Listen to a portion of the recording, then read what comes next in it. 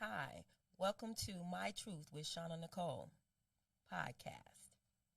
We here, man, with your host with the most, Kaylin Sims, one half of the High Awakening podcast. I'm here with a beautiful, special treat today. You know, we got this collaboration in podcast, and I'm here on the beautiful podcast of My Truth with Shauna Nicole. You know, my mama. You know, so it was an honor. You know, the way it all panned out. But today we're just gonna ask some questions, talk some truth. You know what I mean, and Yes. and go from there. So, first question, Mama, is thank you for having me. I want to say that. Thank you for having You're me. so welcome, son. You know, I appreciate you reaching out to me. You know, just about the broad information on podcasting and Yes. you know the little information I had. You know, I passed on, and thank you for allowing me to break in your podcast of truth, where we Yes. talking about truth. You know, specifically your truth. Yes. You know, and I just want to say I appreciate you. Thank you. You're welcome, son. And first question, you know, I want to start from the beginning. That's So cool. so You when already know. we talked about it, my initial thought was to start from the beginning. Okay. You know, so I mean, I want to go back to childhood. And my first question, you know, in your truth, I would want to know, you know, where did the love start with God? Where did it start? Like at what age? You know, and how? What was your first experience that you knew? You know, the love for God was there. Okay. Well, I would have to say, I was born and raised in church. So, my mom had me at a young age. I believe my mom started going to church when she was 18. Okay. So pretty much, during those times, you went to church 7 days a week. Yeah. 24 hours. I remember. 24 hours a day. So pretty much it started from that point on. But I could remember around about 12 years old is when I actually accepted Christ into Okay. my life, Okay. according to what, the scriptures say. So from that point on, like I say, being in church and people prophesying over your life and as well as me getting my personal relationship with God and God continue to empower me with his word and who he is, that's when it all started. And then I just kept going to church. From that point on, I knew I had a calling on my life. So the love for people that God gave me, Yeah. okay, it come from that because from what I understand, I don't per se believe in Jesus Christ as the scriptures say, but I believe that all of us is a form of Jesus because he walked the earth to help and save We people. all God in a And sense. exactly. Yeah. So we all have to do that. So for me, that's how I became understanding the love of Christ. Okay. You know what I'm saying? But at this stage of my life, I no longer believe in Christ as it was taught to me. You understand? Yeah. But I believe in God 100%. I believe Jesus is just a man like me and you walking around at that time to heal people, save people, encourage people, and the things of that nature. So I believe that each one of us have the love of God in our heart to share. It's just that we don't open it up to that form. Yeah. You know what I mean? Yeah. So Yeah, I think I heard Nipsey said the highest form that you can give a person is inspiration, and I believe, you know, the old scriptures taught us about just inspiration. Jesus was like an inspiration for all men to be. You want to inspire to be as such, you know, touch people, heal people, and they don't necessarily mean in a physical sense. yes. You know, it could be in a mental sense. You know, Correct. just talking to somebody and you know healing them through a conversation. You Correct. know, and so Yes, I that's true. always understood that, and I agree with you on that 100%. That Yeah. that's what it is. You know, but yeah. So going back to your life, you know, so 12 was when you know 12, that's God what I really remember. came Yes. into your life. You know, and from 12, because when I came in, it was a thing like you had the behavioral risk program, Yes. you know, where you were helping, It's the I touch of mean, love. thousands of kids, or I say hundreds of kids, Yeah. hundreds of kids, you know, helping them and giving them just inspiration in their life, you know.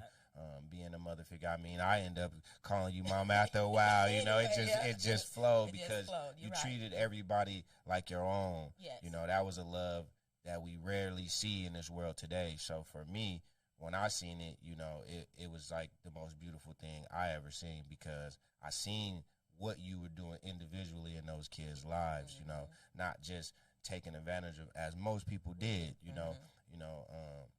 so it was a thing where when I got into it, I seen the love, but I always wanted to know, like, where did that love come from? Well, I think, me growing up, I grew up in a dysfunctional family, they say. I'm going to call it an abusive household. Okay. So I think the love that I desired to get from my parent, I think that's the love that I gave out. That's powerful. You know what I mean? Yeah. I desired love, and this is no, what do you call it? Nothing against my mom, because I love my mom. Yeah. You know what I'm saying? But at the time, the household was a lot going on. You know what I mean? So I believe as I grew up, the love that I wanted and desired from her, and I'm not saying that she didn't love me her way, because now I understand everybody had their own form of love. You know what I mean? I just think as a child, I wanted more from her than what she gave me. But my mom was in church, and everybody know that church, most of the time, church come first, and your family lacking. You know what I mean? Or if they have a husband, the husband come first after that, and then the family is lacking. You know what I mean? So for me, that's where the love came in at, that I wanted to give more love to people. I wanted to show other young people that you still can strive, you still can make it from that. And then, let's say, I think when I was about 23, I ended up going to jail. Okay, and I did a year in Glen Helen, and at that time, God began to speak to me then that the name of my businesses would be Just a Touch of Love. So that's how we came with Just a Touch of Love Ministry, Just a Touch of Love Behavioral Health. Everything I did was pretty much just a touch of love. But God showed me that people needed that love. Like a lot of people are waiting on Jesus to come or God to come. But you're not going to see that love after he comes. You know what I'm saying? You want to see that love now. You want somebody to love you now. You want somebody to show you that they care and they love you genuinely. Not want anything back, but just giving of who you are. You know what I'm saying? And so that's where that came from. And I just have love for people in my heart. I don't. Yeah. You always have. I don't know. It comes natural. I think some gifts are just natural, and I think that's a natural gift I have, as well as being a mother figure to others as well. You know? So that's how that all began with the Just a Touch of Love. That's powerful to know that you gave what you desired.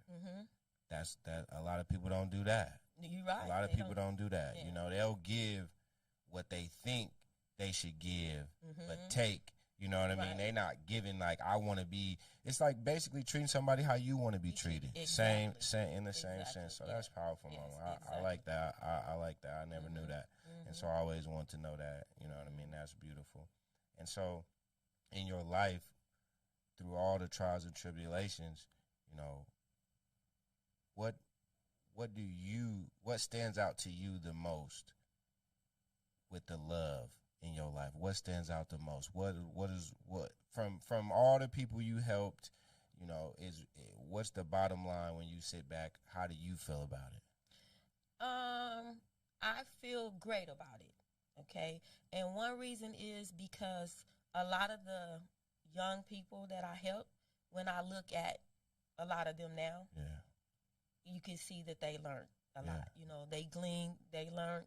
They moved on. Yeah, they had trials and tribulations just like everybody else. Of course. But they still all move forward. And a lot of them still talk to me. A lot of them still call me mom. A lot of them still text me or get on Facebook and tell me thank you for what you did for me. If you wouldn't have been there at the time, ain't no telling where I would be. But I think that's the great thing, to know that God chose me to love others. Without no conditions. Really no conditions. No conditions. And most people that know me know, everybody's going to make mistakes, or everybody's going to fall. So for me to love somebody unconditional, even when you may not want to. Okay? Because don't get me wrong now, it was almost, I'm gonna say about 100 of them, Yeah. including the babies. Mm. You know what I'm saying? Yeah. So, because we had 7 girls' homes and 3 boys' homes. Okay, right. That's a lot of so kids. even when I didn't want to love, I Yeah. still had to love. Yeah. You know what I mean? Yeah. Because they wouldn't have knew unconditional love if I didn't continue to love them.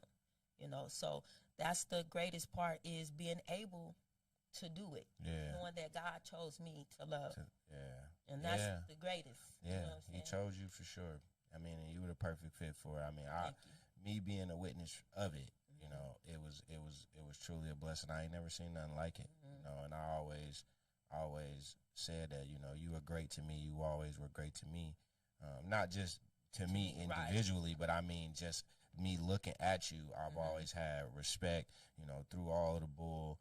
I always knew that no matter what, I mean, you had your opportunity to do what you wanted to do. You know what I mean? And so, a lot of times, like you said, you had to love even when you didn't necessarily want to.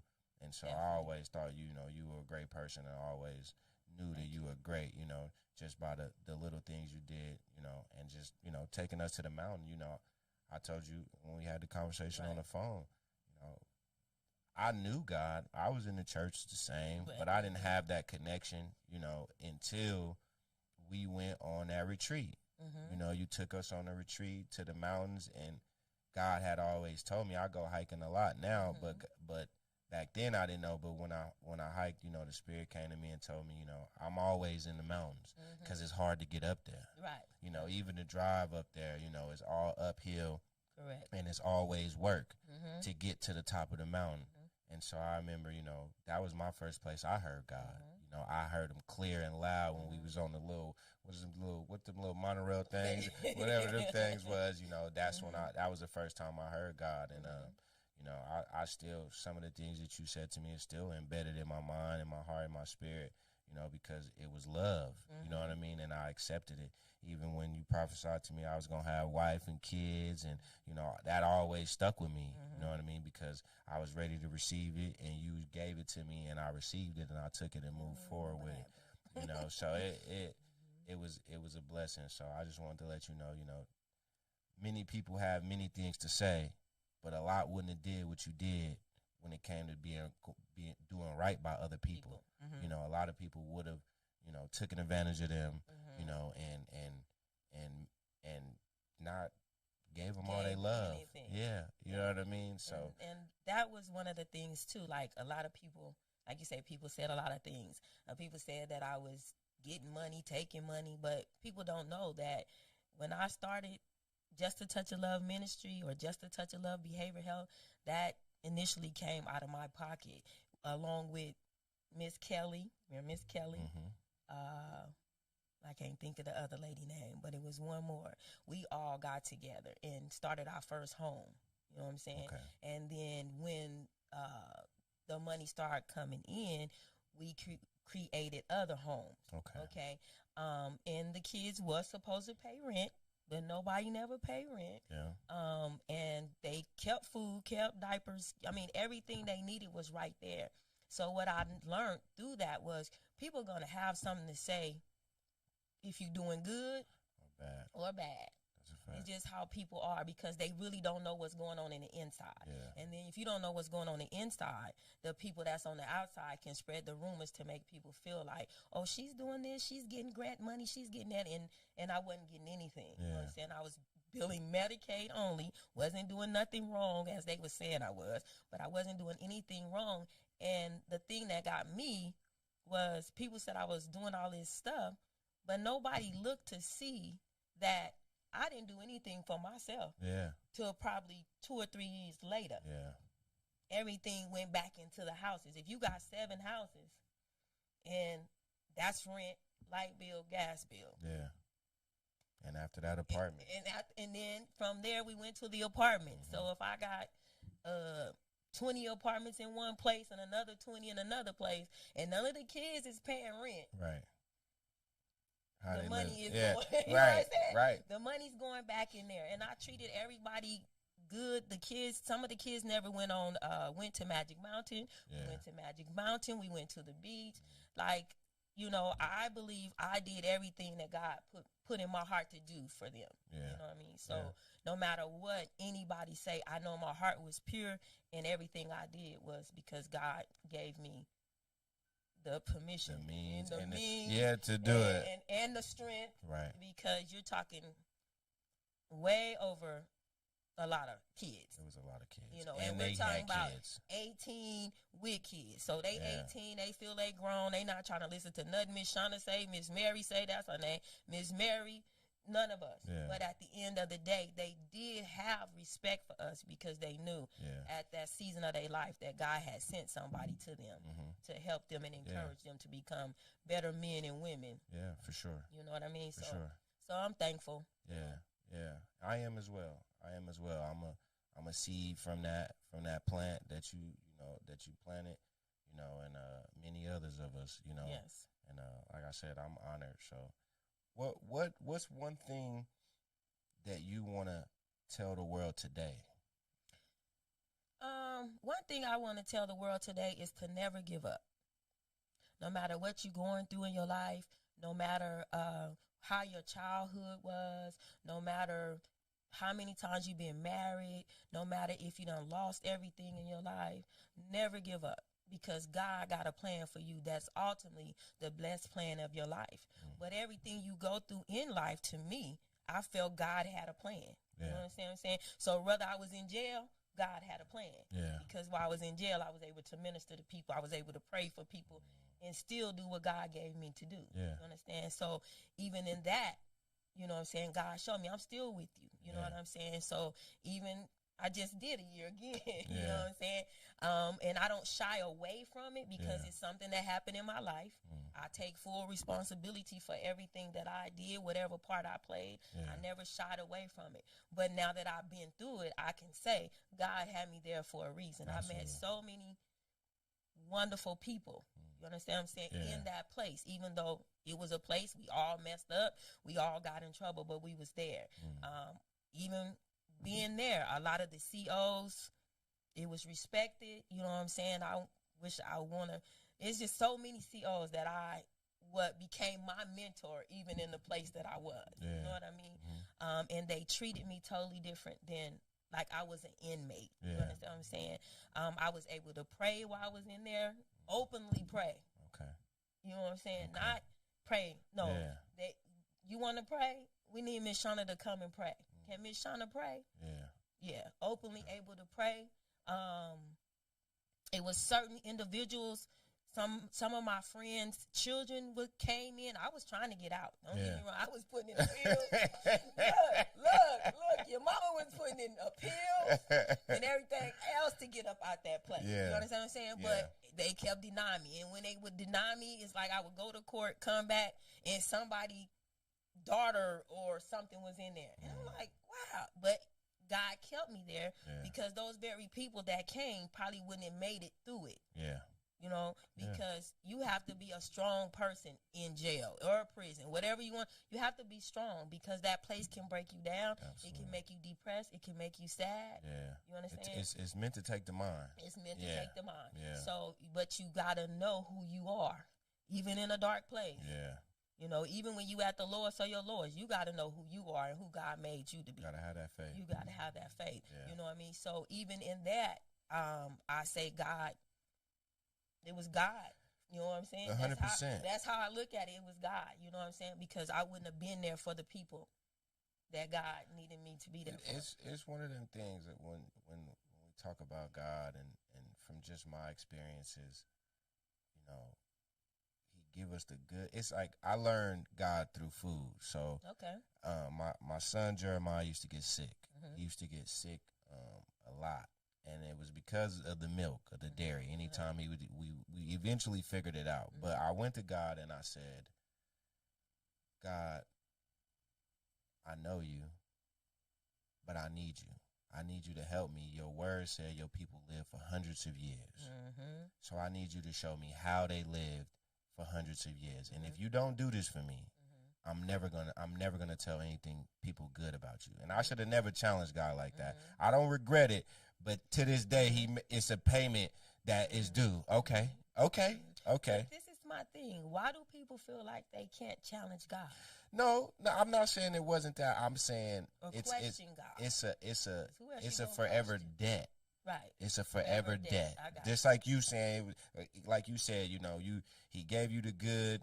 You even in the bad, he was still in the midst, right? And I'm referencing that to the food, but I'm catching the people up that I challenged them. Mm-hmm. I didn't know what I was challenging. Okay. I just know that my son used to get sick. It used to scare me and my wife. I remember we had one time where we thought he was going to pass away. Mm-hmm. And so that's when I went to him. Mm-hmm. And when I went to God, I don't know Jesus. So I'm with you on that. I'm talking about God. Right. So, I went to God and I told him about his word. And I know all his word is pieces in there, right. But I went to him Mm-hmm. and he gave me understanding of food, Mm-hmm. the digestive system, how to heal the body, and I became a healer in the sense of the body and the mind. Mm-hmm. So that was I always wanted to preach, Okay. but my preaching would be that. That would be my ministry, Mm-hmm. right? I can heal you and I can help you, inspire in different ways. He gave me working out, Right. helping the body, how that heals the body, and also pairing that with the food. But what he told me one lesson was I was on a fast and I was eating all raw foods. So I'm eating green peppers, bell peppers, not cooked, just raw, just eating them. And it was bitter. I'm like, damn, God, why is he so bitter? Right. It's so bitter. Uh-huh. And so he had me go. I went to the refrigerator, and it was grapes in there. Mm-hmm. So it was grapes in there. So he had me get the grapes, and I had the peppers and the grapes. Mm-hmm. So you got sweet and bitter. Mm-hmm. And I picked them both up, and it was like he was holding my hands and looking at both of them. And he said, one is sweet, just like life. It could be so sweet and good and just exciting, right? And then you got the other side of life, which is bitter. But both are good for you. You need both for survival. Without one, good. You can't have the other. Okay. So when I sat back and I thought about that, and I said, damn, God, you're right. So what got me through the fast was every time I got some bitter, I went and got some sweet. Wow. Right? And so that's a lesson he always taught me that I give back to others in the sense of life is bitter and sweet. He gave you the sweet when you was able to help those kids and you was able to live your life, right? And bless your biological kids, right? And do what they needed and help these other kids and inspire them, right? And then took you low and gave you the bitter. But even in the bitter, it was some sweet in there. Yes. Right? Yes. And so that goes back to the point of you being Right. where you was at. Right. That's what he gave you. Right. Right? Right. Because it ain't always sweet. It ain't always sweet. It's some bitter throughout life. It's some bitter. But you got to know how to stand and keep moving. You got to know how to bob and weave. That's a fact. Swivel. Keep your head on the swivel. Yeah. You know what I'm saying? Yeah. You got to know what to do because life is going to come with challenges. For sure. It's going to come with heartaches. It's going to come with pain. You can't escape it because it's already part of your destiny. Yeah. You know what I'm saying? Yeah. Your destiny is not going to be perfect. You know what I'm saying? Yeah. It's going to have hills. Might have a detour sign. You might end up in some gravel. Yeah. A tree fell on the road. You got to go around. Yeah. You just got to keep moving. You can't give up, and you got to know that God going to strengthen you through it all. Yeah. And it's a lesson. It's a lesson. Yeah. You know what I'm saying? You can't, no matter what you try to do, if you try to avoid something, it's going to come back. Yeah. And you're going to have to do it again. You know? Yeah. So you just might as well stand the course. And face it Yeah. Keep moving. Hop over it if you got to. Go under it. Go around it. Whatever you got to do. Yeah. You know what I'm saying? You are a problem solver. Yeah. See? So if God say all you got to do is ask me for wisdom and I will give you wisdom, then ask God for wisdom and he'll give you wisdom how to get around, how to get over, whatever it is. God will give you the wisdom to get through it. That's a fact. But you just got to keep moving. And a lot of people don't keep moving. Yeah. They feel like I accomplished something and it failed. There's no failure in God. Yeah. You know what I'm saying? If you accomplish it, you accomplished it. Whether it was up for 1 day, 2 days, 3 days, 5 months, or 10 years. Yeah. There's seasons with God. You know what I mean? Yeah. So everything don't last forever in your life Mhm. because there's a season. Yeah. So when that season is over for that, God got something new for you, something greater for you. Yeah. You know what I'm saying? And I think that's what we as people, if it doesn't work the way we want it to work, then we feel like I made a mistake. Yeah. I shouldn't have did it that way. And that ain't it. God trying to show you with even in your mistake, what do you need to do? Yeah. You know what I mean? Because it ain't about nobody else. And oftentimes, that's what we do. We look at other people and say, oh, they should have. They should have. It ain't about them. Your life is about you and what you should do. Yeah. Because whatever everybody else doing around you don't have nothing to do with the destiny and the road that you want to get to where you trying to get to. Yeah. So, and that's the thing that we have to know as individually people, that we all are uniquely and wonderfully made. Yeah. So in that uniqueness, there ain't nobody like you. You're right. You- Right. So you ain't no Ain't carbon. Ain't no nobody copies. like Yeah. nobody like me. Yeah. Now you may have somebody that could come close, Right. you know what I'm saying, but they ain't like you. Yeah. You know what I mean? Mhm. They can't do what God has already placed in you to do. Right. Same thing with me. You can't do what God has placed in me to do. No matter how you try to stop it, move it, whatever, God is always gonna bless me because He know that I'm gonna do what He tell me to do. That's a And fact. that's when it comes to being obedient to God. You know what I'm saying? Yeah. And I think a lot of people miss it because they say they don't hear God. But the only way you're going to know if you hear God is when He tell you to do something and you move on it. Right. That's true. Because if you don't move on it, you're not going to know it was God. You know what I mean? So Yeah. sometimes people be praying, asking God for stuff over and over and over. And our God is saying, if you just take one step, Yeah. just And one. and everybody think God good. Ooh, Everybody think God is just this being that's just all good. He don't get mad, right? And I look at God. I was telling my cousin, I look at God like a father. mm-hmm. When your kids do something, what you gonna do? You gonna cuss their ass out? You gonna let You their ass know? definitely is. You better stop with the bullshit. You know what I'm Yeah, saying? Before I right. get in your ass. Right. This the warning, Right. right? And a lot of times, people forget that God is angry, Yes. right? So Mhm. I realized something within myself, like it's we got the natural realm. God was teaching me about the realm. So Okay. you got the natural realm, the Mhm. spiritual realm, and then you got the metaphysical, right? That a lot of people don't talk about, right?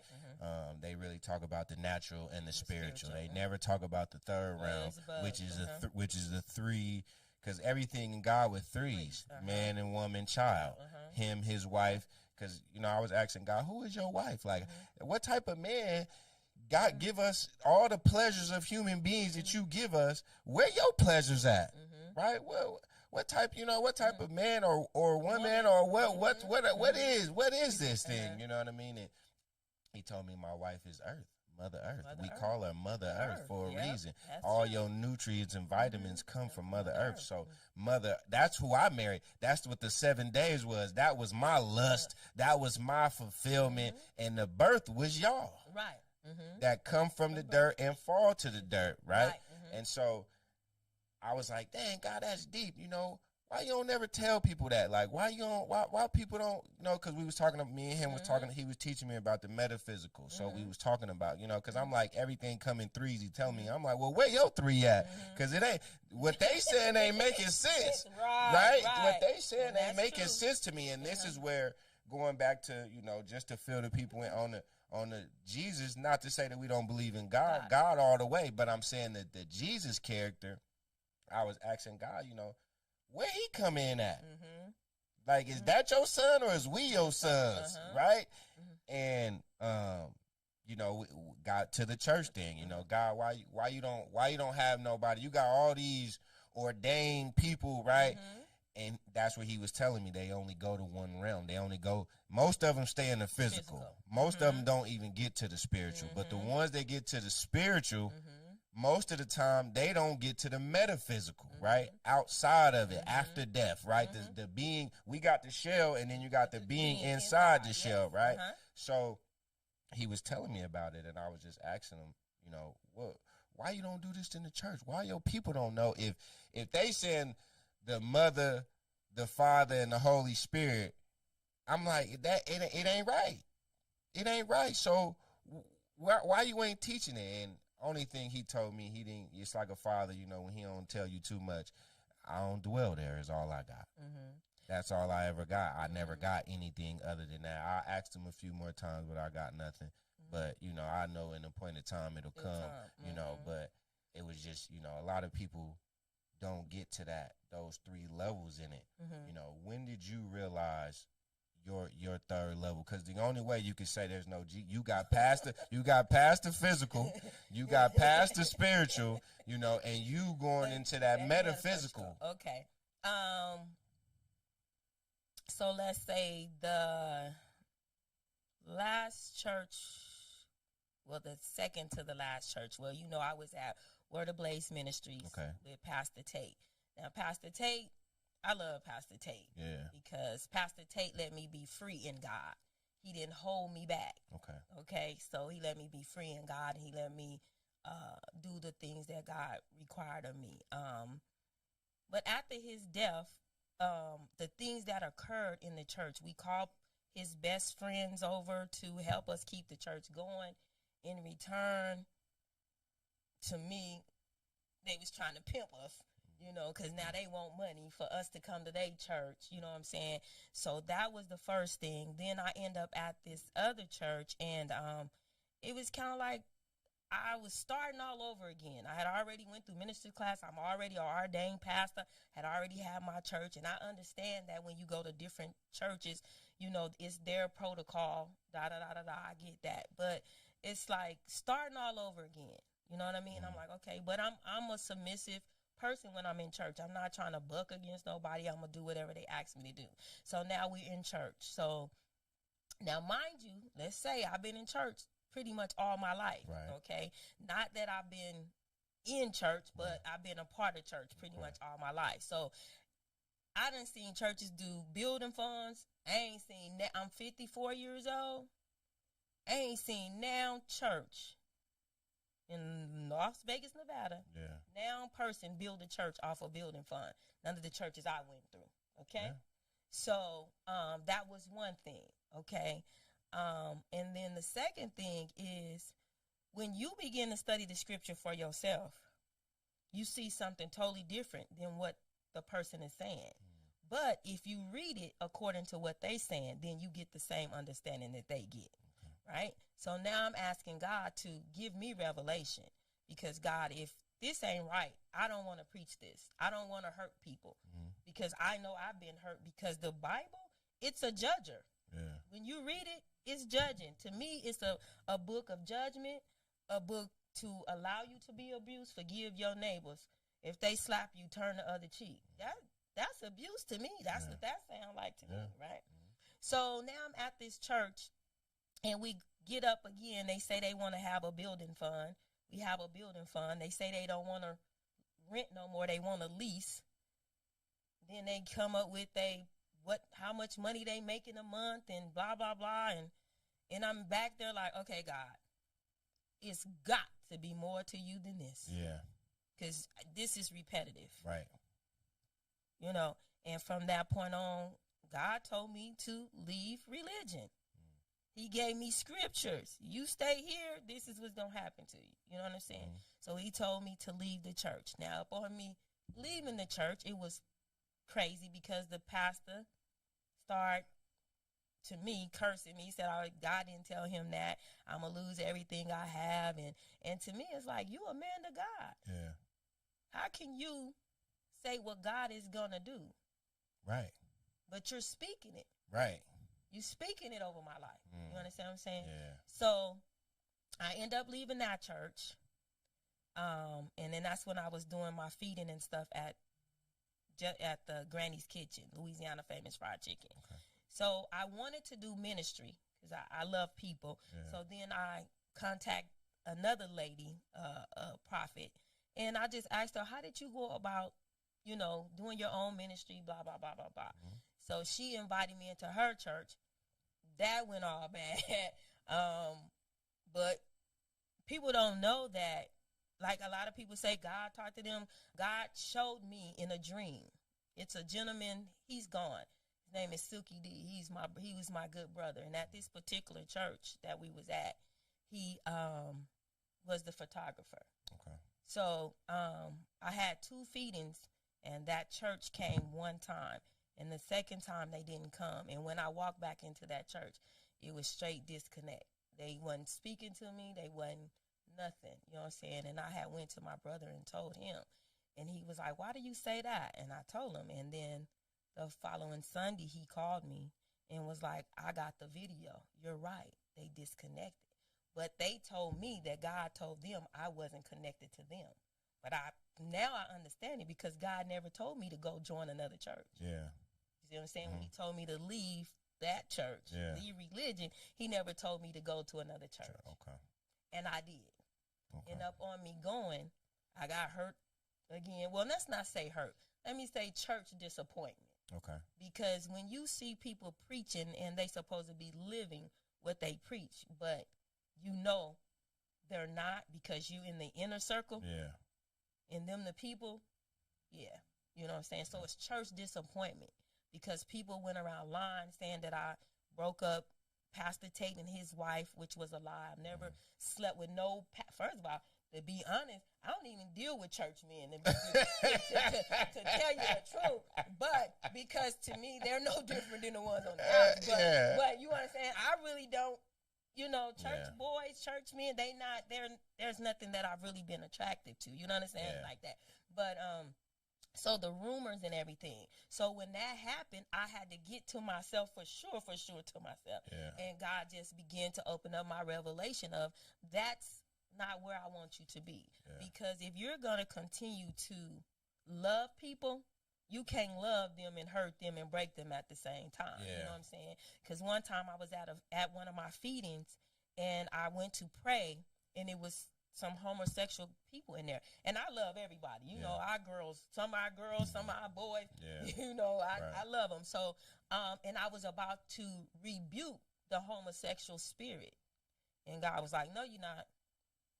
Now, you done brought these people here to feed them, to hurt them? Yeah. That ain't God." You understand? So from that point on, I stopped doing anything that was judgmental against people, speaking, "Oh, God gonna get you, the devil gonna get you." First of all, let's go back there. I don't even believe in the devil anymore either, because if you read the scripture, it tell you in the beginning, it says, "Don't eat of the tree of good and evil and of knowledge." So that let me know that was good and evil was already there, right? Yeah. The only person that created all things is who? God. So why do we say the devil created anything? Yeah. Yeah. Go back to saying God ain't all, the persona of him just being this good thing. You know what I mean? Not to say that he's a bad thing, but to say he's everything. Yeah, but if you if they read the Bible, God killed people. Yeah. Yeah. I mean, for real.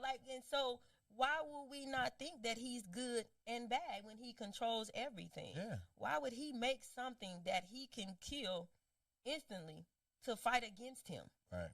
Don't make sense to me. Yeah. You know what I mean? So my firm belief is God created all things, and everything is God, and everything is of God. You know what I mean? So to say the devil is a lie, to me, you might be calling God a lie. Yeah. You know what I mean? So I don't believe in the devil either. And ever since I stopped saying, "The devil is a lie, get thee behind me, Satan," and all that stuff, life been so much better for me.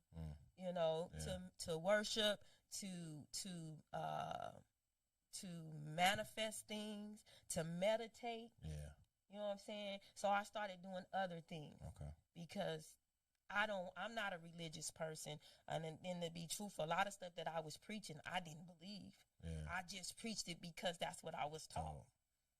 And I believe a lot of pastors are doing that the same too. thing. It's a and cycle. The ones that go through theological class, they know it's not truth. Yeah. You know what I'm saying? And then a lot of people say, the Bible was given inspirationally by God. Okay. God give us stuff right now. Do we do it all the way? Yeah. No. So do you believe everything that was written was always written? And then if you go back and study, like the person that created Church of God in Christ, I think it was Mason, if you go back and study him, the reason that he made Church of God in Christ is because he didn't like what the other people were saying. Yeah. And that's where most religions come from. Yeah. Because you don't like what this person is saying. This person say you can't wear pants. Okay, well, I'm going to go over here and create something where they can wear pants. Yeah. You know it's all, I mean, even today, they creating more and more things. Yeah. More and more things. You got all these different religions. Recently, my mother passed. So my mom passed away. My sister took it pretty hard. So my auntie Demetrius got the family together, and we went to therapy. Okay. We did a family session in therapy, right? And I just remember the lady was sweet. The therapist was very sweet. I see why people go to therapy. I had never been before, but it was a very good interaction. I encourage all people to do that. At least try it. It don't work for everybody. You know, I don't feel like it's something that's for me. I go to God myself. I like to go get the answers direct. But for some people, it's good. But I remember the lady said, yeah, she went to school and she studied religion. And I'm like, how you go study? Like now I'm back at home. I'm in my little area, right? And I'm like, how you gonna study religion?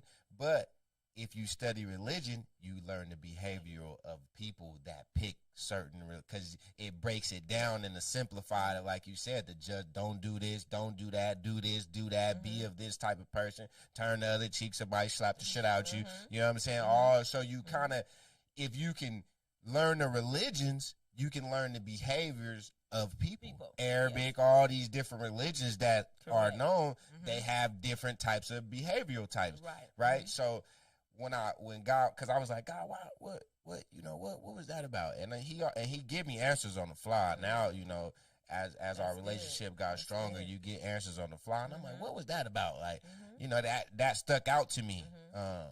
And he said, people have, in her business, in her line of business, she has to learn the behavioral traits of people to help them, right? So the best way to get to them is to know them. And if you know what religion or code of ethic that they live by, it's easier to communicate in ways for them to understand of healing, right? That's because they're basically a healer. They listen and find different outlets for you to heal yourself. Right.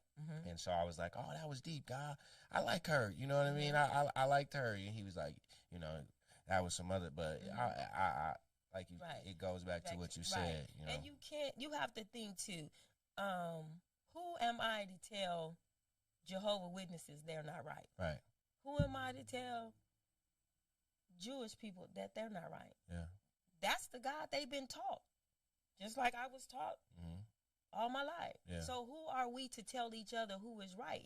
If that's what's working and that's getting them to their destiny, why is it so wrong? You know what I mean? Everybody's not going to believe in the same thing. That's true. Because we all are different people. Yeah. You know what I mean? So it's like, I'm not going to tell nobody they're wrong. I'm not going to tell nobody that they're not going to make it to heaven. You know what I mean? That's not, I don't believe God gave me that job. Yeah. You know what I mean? And I like the fact that you said, you know, the judging part of it. You know, it definitely is. I never looked at it in that sense, but it definitely is a judging tool, you know, because people will come up to you, like you said, just speaking on, you know, the homosexual community, or LGBT community, excuse me. People will come up to you and say, you going to hell, or where you going? And like you said, it's like a curse in a sense. They cursing you because they don't know you. They don't know what got you to this point. You could have been, you know, abused as a child and different things. You know, they don't know that you didn't choose this. This chose you, you know, and you're just living in what it is that you are, right? And they would come and, as you said, curse you. And it's very judgmental now that I look at it. I never thought about it in that sense, but it definitely, And then on top of that, about that, because, you know, I dealt with a lot of LGBT young ladies and men in my thing. And one thing, you know, I know oftentimes we say people wasn't born like that, you know, but sometimes I think we have to think beyond what we see. Because who's to say that the X and the Y didn't get crossed up? You know what I mean? Yeah. Because people come out with Down syndrome. You have babies born with their hearts outside of their chest.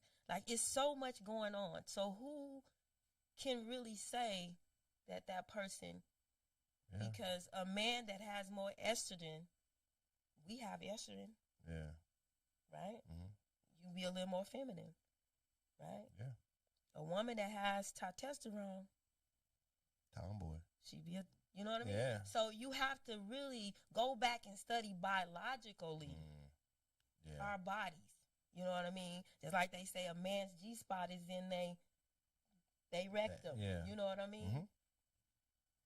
Some things we got to be real about. Yeah. You know what I'm saying? And live in reality. You can't live in a fantasy. That's one of my things. If it ain't truth, I can't do it. It's got to be real, because realness is what it's about. You know what I mean? Yeah. So I think because people have put that out there, that we just believe so much, because we don't want to believe our mother and our father lied to us. Yeah. We don't want to believe the pastor lied to us. We don't want to believe this book that we've been reading for all these years is not false. It's false. You know what I'm saying? We want to believe everything wholeheartedly. But if you, in reality, you can look at life and see how life has been. They've been telling us Jesus was coming back. I'm 54. Okay. So for me, I believe your rapture is when he come get you. Yeah. When it's your time. When it's your time. When your clock hit. Yeah, now he going to open up the sky. Yeah, he opened it up to come get you. You know what I mean? Individually. Yeah. You know what I mean? So it's like some of the stuff is like, come on, you can't be living in a fantasy world, just like the birth of Christ. So all these women out here that can't have babies, God didn't think to pick somebody else to put a king in, or you know what I'm saying? So it's like sometimes you have to think, is this fantasy or is this real? And then if you study, then you will know that there was approximately 3-4 other women before Mary, and I know you're gonna look it up. Yeah. That said that they was had a immaculate conception. Okay. Yeah, before then. You know what I mean? Yeah. So when I started studying, like, people think I didn't just study at church. I went to theologian school as well. I read a lot of different books because that's how God deals with me, and that's how he works with me. You know what I mean? Yeah. And so you cannot just, that's why I keep telling people now, like, if you just reading the Bible, you're going to be stuck. So when you say how, because I stopped reading that book as if it was factual, and start reading it as it was something that God was using to inspire us to know that no matter what happened to you in your life, you could overcome it, because John overcame it. Luke overcame it. Right. You know what I'm saying? Right. Hezekiah overcame it. You understand? But when you try to just read it to literally, you're going to be messed up. And I believe a lot of people right now are so messed up in their brain, it's hard for them to say Jesus ain't real. Yeah. You know what I mean? Because they believe it wholeheartedly. Because I once was that person that believed it wholeheartedly. I once was that person that told people, you're going to die and go to hell. You're going to be a hoe forever. You know what I'm saying? Yeah. You know, because when I was in Just a Touch of Love, you know, I really would get on them about certain things that they did. You know what I mean? And so I was that person too, that was judging, saying you was gonna die and go to hell, and that ain't of God, and God don't. You know what I'm saying? Yeah. But God woke me up to let me know I love all people. Yeah. All people. I don't got no. There ain't no color. Yeah. You know, we spiritual beings. Without the flesh, you won't even know what we are. Right. We're spiritual beings. Right. You know what I mean? So God just woke me up to let me know, I have a work for you to do. And it ain't judging people. It's loving people and showing them that who I really am without any expectation. Because God don't want you to be perfect. We never gonna be perfect. Yeah. I ain't gonna be perfect. I might as well be honest. You know what I'm saying? You'll never be perfect. You know what I'm saying? Because you're still learning and making mistakes and everything. You understand? Yeah. So, well, Mama, that's our time today. Okay. I appreciate you for having me on your podcast. Yes, you know, hopefully we can come back. Yes, you know we'll come back. And do some more. You know, we here, you know what I'm saying, with My Truth with Shauna Nicole. Yes. You know, and yeah, man, we hope y'all enjoyed it. Thank you again. Oh, you welcome. Y'all be blessed. Y'all be blessed, and y'all have a good day, and we'll be back We out. again, and we out.